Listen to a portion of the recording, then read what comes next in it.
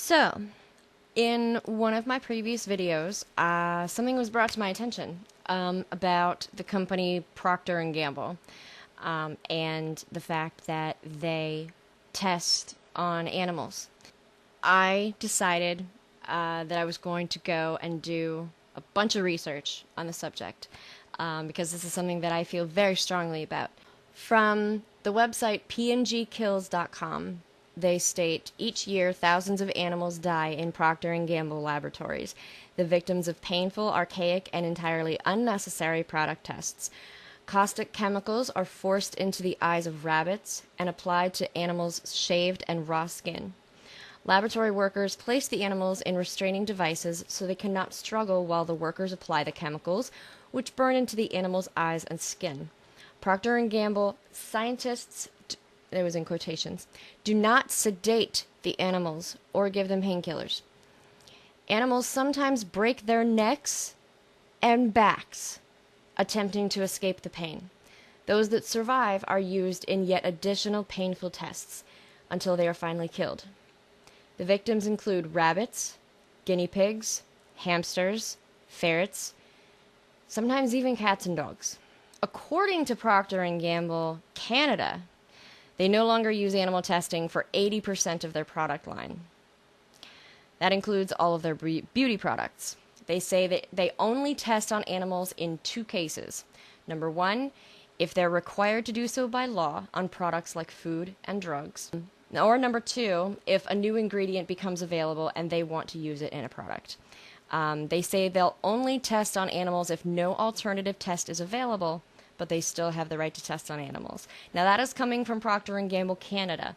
As far as the United States goes, it seems to be that they are still doing unnecessary testing on animals. What I'm going to give you guys right now, if you want to contact Procter & Gamble, you can contact A.G.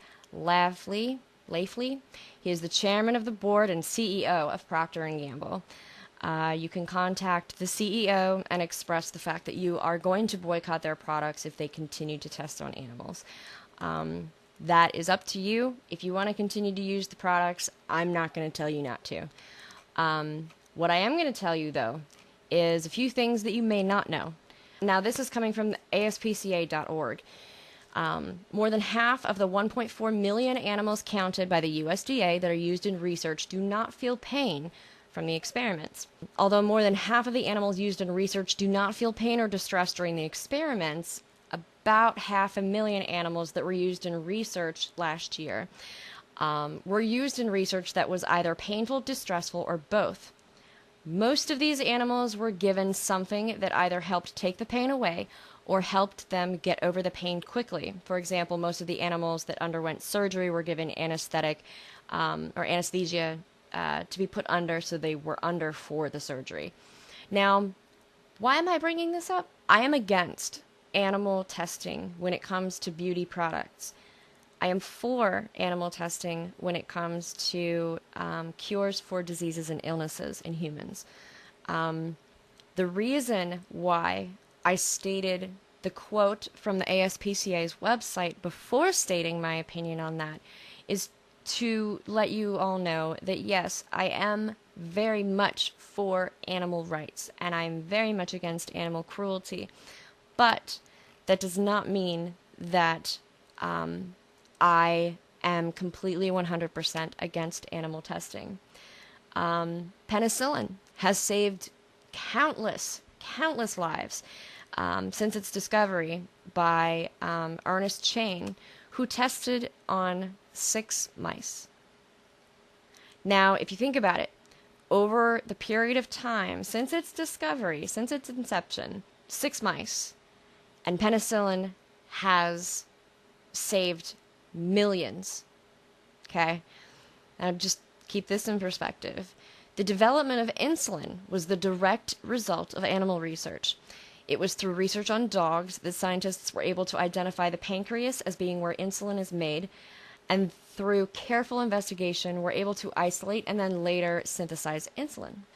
Thalidomide caused 12,000 children in 46 countries to be born with birth defects, and this tragedy could have very easily been avoided.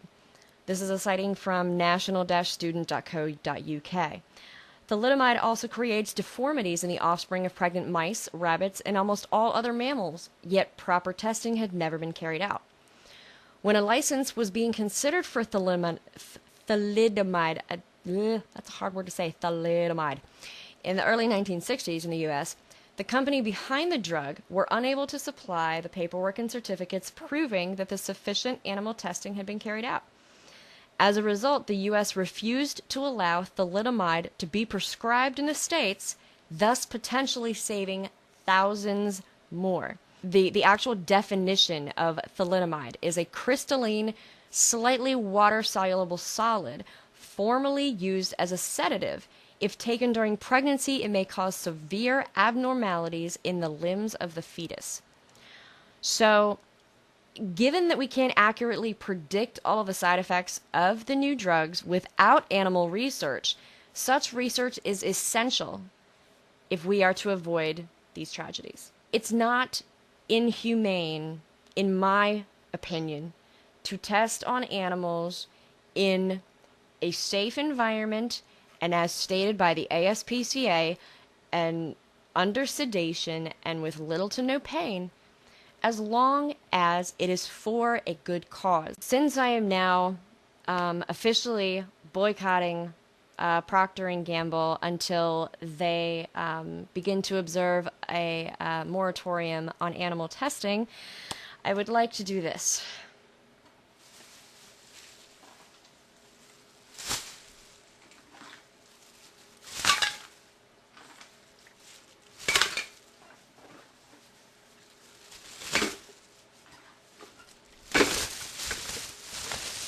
This will be going out with the trash tomorrow.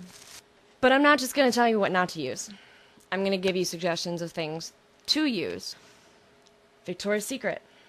It says on the bottle, this product is not tested on animals.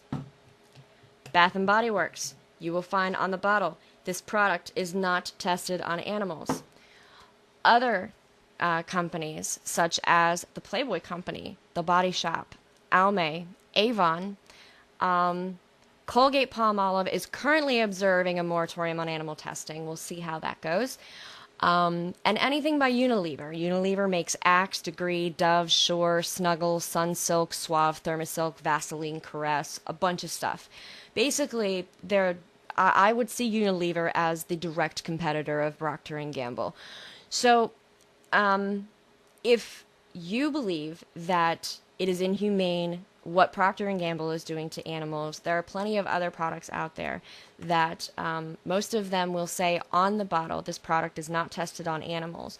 Or you can look up online and you can see Unilever does not test on animals. You can also find a list of other companies that do test on animals. But what I suggest is to really look into the company itself. Don't just take one article's word for it. Really look into it. See if the product is really being tested on animals. It took me 4, 5, 6 different articles for me to actually compile together enough evidence against Procter & Gamble for me to boycott them. So that is my decision. That is what I have decided to do. And I believe that by doing that, and also by writing to the chairman of the board and CEO of Procter & Gamble and letting him know this, that hopefully they will go along with Unilever and Colgate-Palmolive and all the other companies out there that are not testing on animals unnecessarily, and learn that money is not the most important thing. And hopefully you guys have learned something from this video, and hopefully you guys can see that there is a vast difference in animal testing for beauty and animal testing for health. So thank you for watching, and I'm going to take the trash out now.